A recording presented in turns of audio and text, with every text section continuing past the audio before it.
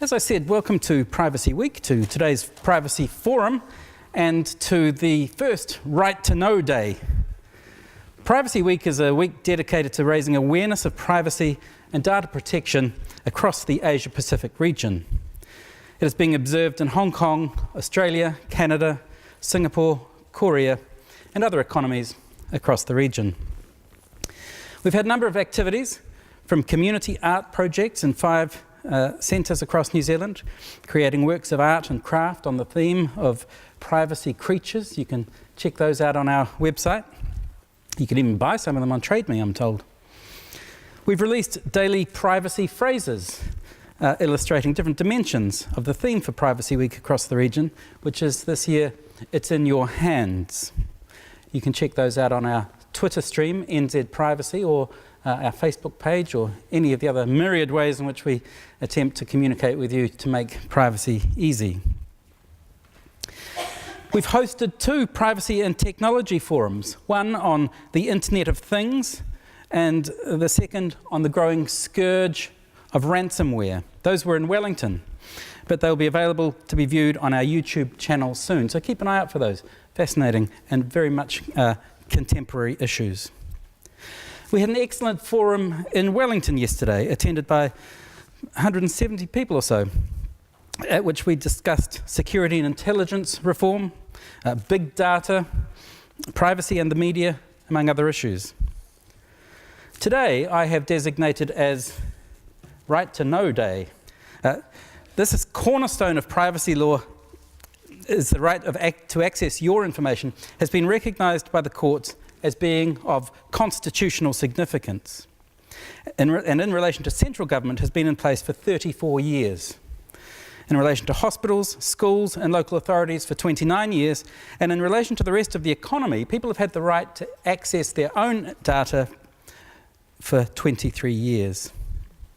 I love that in some predominantly Latin American jurisdictions, the right to know, the right to have your data is known as habeas data, borrowing from that ancient human rights writ, habeas corpus, bring up the body, produce my data. It's been around so long, it's so venerated and venerable. Why does it generate so much work for my office? And what can I do about it?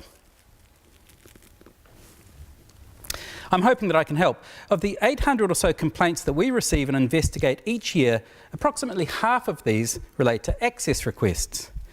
Many of these are to large organisations with hopefully a deep understanding of their obligations and the law, and they don't need my help. These are people like ACC, the Ministry of Social Development, police, credit reporters and the like.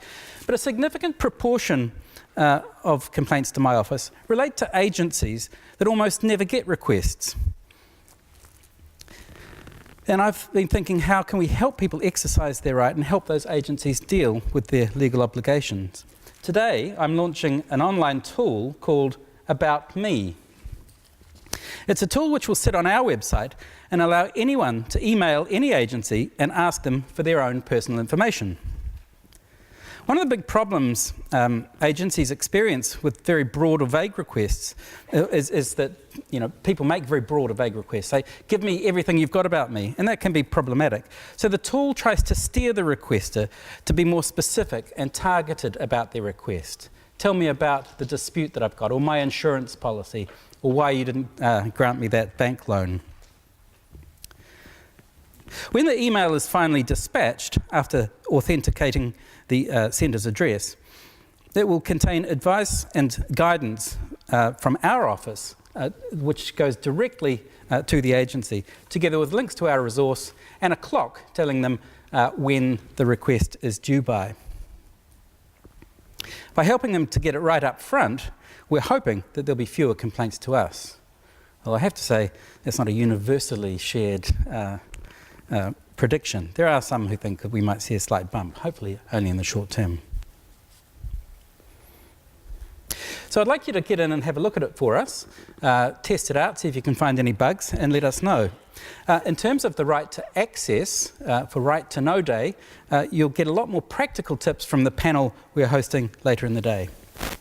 I'd like to change tack slightly now.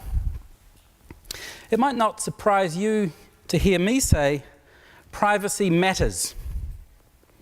Not just because the Prime Minister says so, although he did last week when he launched the cybersecurity strategy just across the road. Not just because the Deputy Prime Minister says so, although he did when he told National Radio last month that an individual's right of access was central to his new data highway, which is going to allow NGOs to manage the services they deliver to individuals. Not just because the Court of Appeal says so, although it did also in a case earlier this year in which it described a fundamental human right of privacy. No, all those are important, but more important is the message from the public of New Zealand. We've just published our most recent survey, which we do every couple of years, and it tells us that 65% of New Zealanders are concerned or very concerned about privacy. So that's holding steady from the high mark 2 years ago, which came after public discussion, debate and concern about Snowden revelations and also about significant privacy breaches.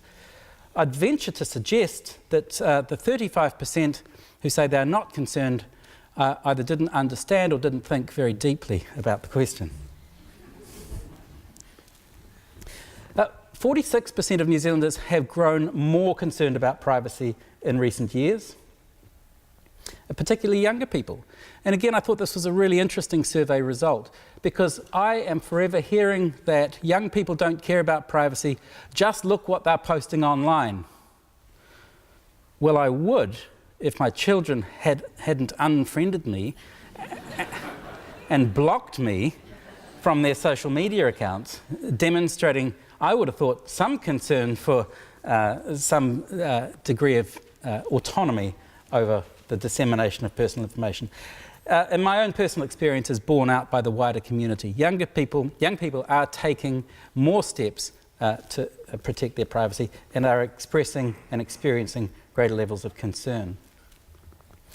And the rest of us are concerned on their behalf because perhaps we don't understand the steps that they're already taking. But 87% of people surveyed by UMR on our behalf said that they were concerned about children uploading personal information to the internet.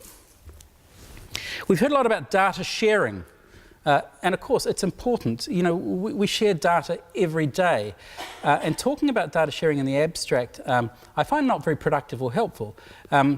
More useful, I think, is talking about how we more sensibly deliver public services, for example, and what the data flows that need to happen to accommodate that. But if we just take the concept of data sharing and we give people credit for understanding, they understand it means they gave information to one agency for one purpose and it is going to share it with another agency, perhaps for an associated purpose, perhaps for something quite new. We find 62% of people concerned with that idea.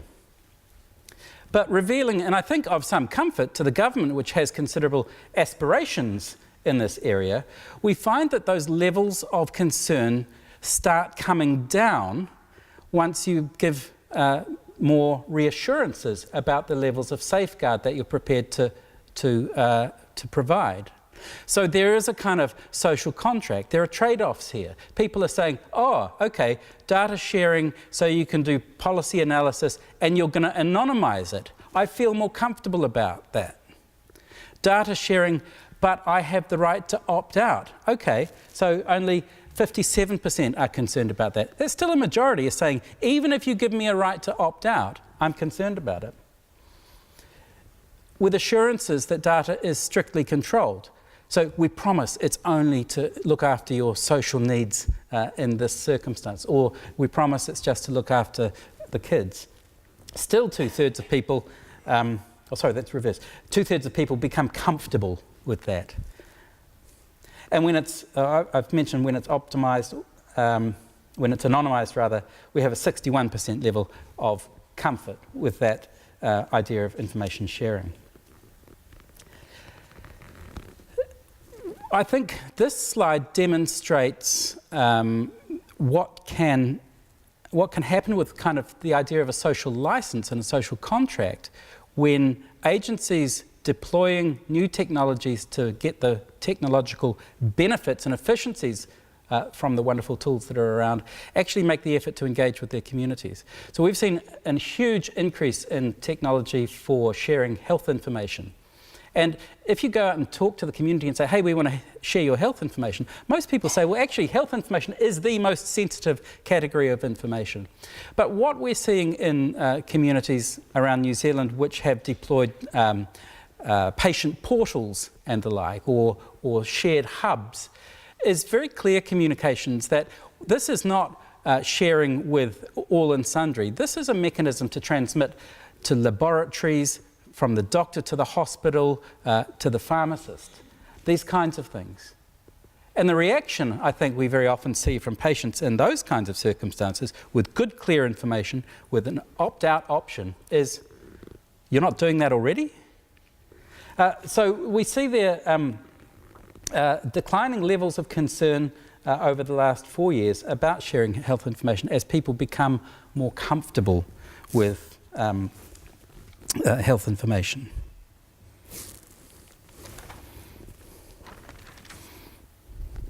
Privacy matters, as you can see from those, to more than 2/3 of New Zealanders, and as I said, I think the remainder possibly didn't get the question quite as deeply as we might have hoped. It matters to many of you in the audience, lawyers and agencies, when you see the cost of getting it wrong increasing, with $186,000 being the new high watermark for damages in privacy. One of the values of sessions like this, when we all come together, is that we can actually rise above the day-to-day, the damages, the detail, the technical aspects of the law, and reflect on matters of principle. Our keynote speaker today will tell you that privacy matters because it is a necessary precondition for the development of personality. We're extremely lucky today to have two speakers who are able to bring an international dimension to our conversation. Timothy Pilgrim is the Australian Information Commissioner and a close ally and close friend of our office. And I'm looking forward to hearing his observations on privacy in a jurisdiction that many of you need to do business with or have links with. But our first speaker is Professor Joseph Kanatachi. The United Nations has determined that there is no one better qualified in the world to hold a position of UN Special Rapporteur on the right to privacy, a position only created last year. One look at his distinguished CV will tell you why. His list of publications on privacy, data protection, information technology covers several pages and goes back to the early 1980s. Bringing disciplines of a software engineer, qualifications as a lawyer by training, he could easily add philosopher, anthropologist, and connoisseur of kaimoana to his list of expertise. But we are very lucky to have him here today to elevate our discussion and to actually bring us back to first principles about this fundamental value that is privacy. And I welcome Joe to address us now. Thank you.